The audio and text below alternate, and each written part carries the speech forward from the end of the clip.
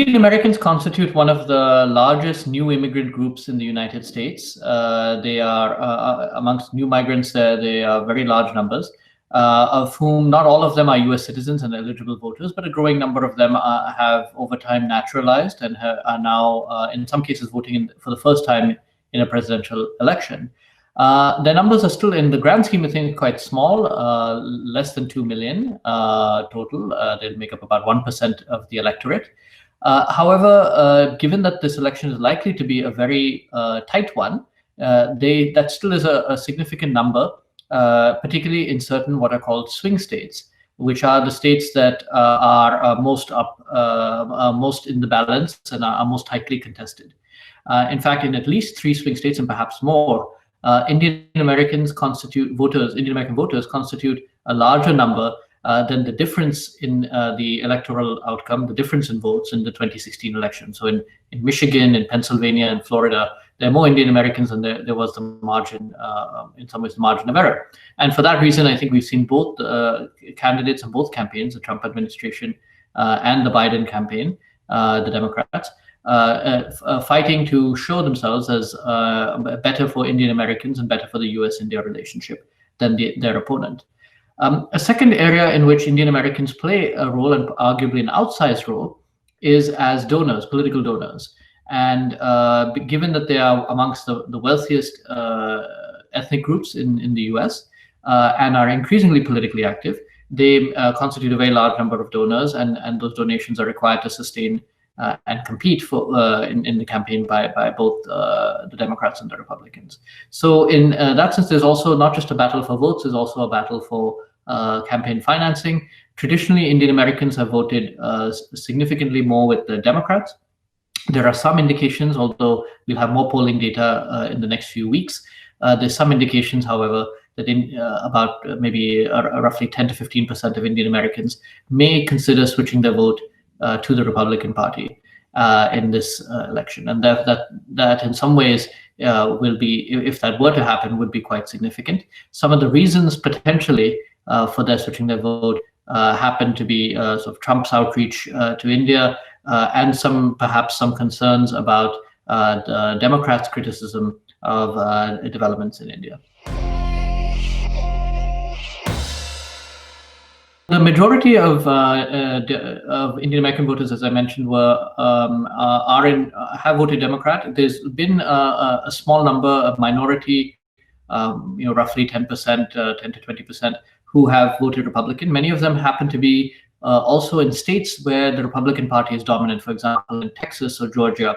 Although, most of the other Indian Americans are concentrated in what are blue states, which are Democratic dominated states such as New York, New Jersey, Illinois, California, Washington State, and so forth.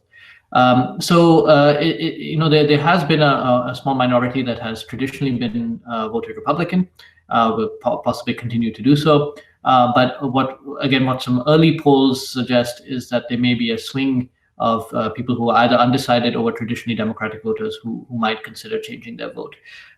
For this reason, we've seen, again, both campaigns try and position themselves as better for Indian Americans and the US-India relationship. On August 15th, for example, both the Democrats and Republicans held virtual events. The Democratic one was quite high profile, including Joe Biden himself, Kamala Harris, several senior advisors to Biden, which tried to show themselves that they will be very inclusive of Indian Americans in a Biden administration, and that they have a traditionally friendly and cooperative disposition towards the US-India relationship.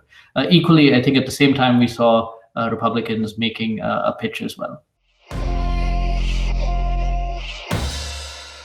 So the presidential election in the US is not a direct vote for the president.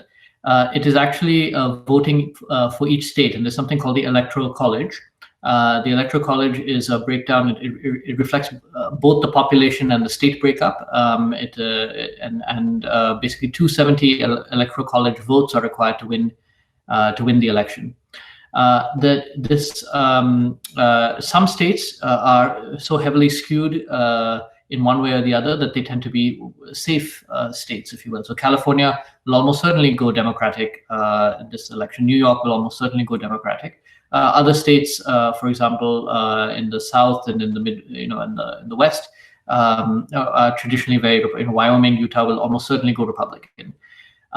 The swing states is a term to indicate states which will be the most tightly contested and will be in some ways the determining outcome of the election. So states like Florida and Ohio are traditionally swing states, but every election, for example, there's a few new ones that become more Democrat, more Republican, or less so, making them more contested. So, for example, this year, North Carolina and Arizona, which are traditionally red Republican states, look to be much more closely contested and could be considered swing states in this election. Equally, there are other states like Iowa that were traditionally very Democrat that are now in contention, or Michigan or Pennsylvania. So basically, what this means is this election will really be determined by about 7 to 10 states, which will really determine the outcome. And this is where we're seeing the majority of the campaigning take place, and we're seeing the majority of political advertisements and such taking place. Both, it was disrupted by the current coronavirus pandemic, but both of the national conventions were actually strategically scheduled for key swing states as well, hoping that would increase the local coverage and play more favorably for each of the parties, one in Florida, one in Wisconsin. But the swing states will essentially determine the outcome of the election. And because the margin in some cases will be 50,000 votes, 10,000 votes, 100,000 votes, it will really be on a razor's edge that each of these swing states will go towards either Republicans or Democrats.